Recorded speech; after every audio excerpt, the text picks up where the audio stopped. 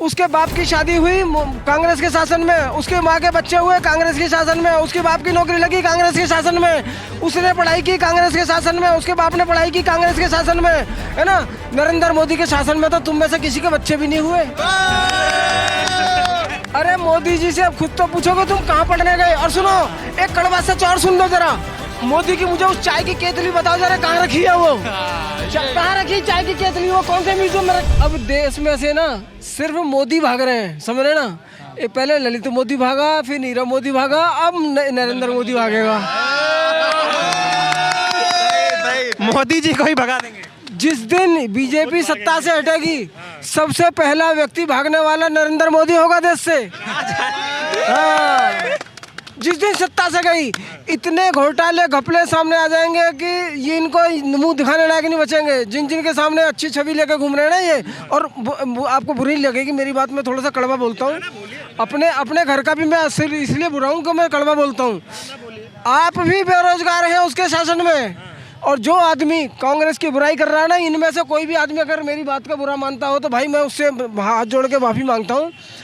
जो आदमी आज मेरी बात का बुरा मानता होगा यहाँ खड़े हुए लोगों में से भी और सुनने वालों में से भी, उसके बाप की शादी हुई कांग्रेस के शासन में, उसके माँ के बच्चे हुए कांग्रेस के शासन में, उसके बाप की नौकरी लगी कांग्रेस के शासन में, उसने पढ़ाई की कांग्रेस के शासन में, उसके बाप ने पढ़ाई की कांग्रेस के शासन में, है ना। नरेंद्र मोदी के शासन में तो तुम में से किसी के बच्चे भी नहीं हुए। और दूसरी बात, क्योंकि उसके खुद के बच्चे नहीं हुए, उसे चाहता भी नहीं कि किसी और के बच्चे उसके शासन में हुए। बताइए क्या उनका पूछो सवाल और सवाल पूछो और कड़वा जाओ। ये बताइए आप परिवार पे सवाल खड़े कर रहे हैं, उन्होंने त्याग दिया ना, देश के लिए काम किया कि सुनो मेरी बात सुनो भाई जी। ये हर ग्रंथ में, चाहे उसे गीता समझो, चाहे उसे बाइबल समझो, चाहे उसे कुरान समझो, चाहे उसे किसी भी ग्रंथ में ये नहीं लिखा कि आप शादी करके औरत को त्याग दो और वही कहते मतलब वही आदमी सक्सेसफुल होगा वो त्यागने वाला। ऐसे कौन से ग्रंथ में लिखा था, मुझे ग्रंथ का नाम बताओ। कोई प्रधानमंत्री ऐसा था जो परीक्षा पे चर्चा करता था? मोदी जी आए हैं, छात्रों से चर्चा करते, युवाओं से। प्रधानमंत्री हुआ जो चाय पे चर्चा करता हो, ऐसा कोई प्रधानमंत्री हुआ है? सत्ता की दलाली बंद कर दीजिए पत्रकार महोदय, बहुत हो गया, बहुत देर से सुन रहा हूँ यही आप। बच्चों से बात ना करें मोदी जी। किसका? मैंने मना नहीं किया। मोदी जी पेपर देने से पहले बच्चों से बात करते हैं, मोटिवेट करते हैं कि पढ़ो लिखो आगे बढ़ो।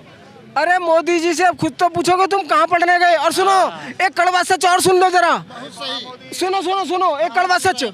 आप अगर सक्सेसफुल हो जाओगे ना, मेरी बात ध्यान से सुनना जरा, आप अगर सक्सेसफुल हो जाओगे तो इस माइक को जिस दिन आप आज तक वालों से भी बड़े चैनल वाले बन जाओगे तो इस माइक को आप संभाल के अलमारी में ऐसे रखोगे और बोलोगे ये पहला माइक था जिससे मैंने कि पहले इंटरव्यू लिया था। मोदी की मुझे उस चाय की केतली बताओ जरा, कहाँ रखी है वो, कहाँ रखी चाय की केतली, वो कौन से म्यूजियम में रखी है जिससे चाय बेचते तो ना ढूंढेंगे चाय की केतली, गजब बात।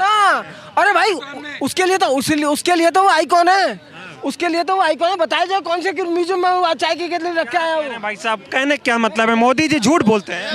मैं कहना ये चाह रहा हूँ कि सुनो भाई, ये बात हम नहीं कहते, अमित जी ये बात कहते हैं। सुनो भाई जी, चक्कर क्या है कि मोदी जी ने कहा 15 लाख स्कूल पे चर्चा, शिक्षा पे चर्चा, किस लिए पता है क्यों?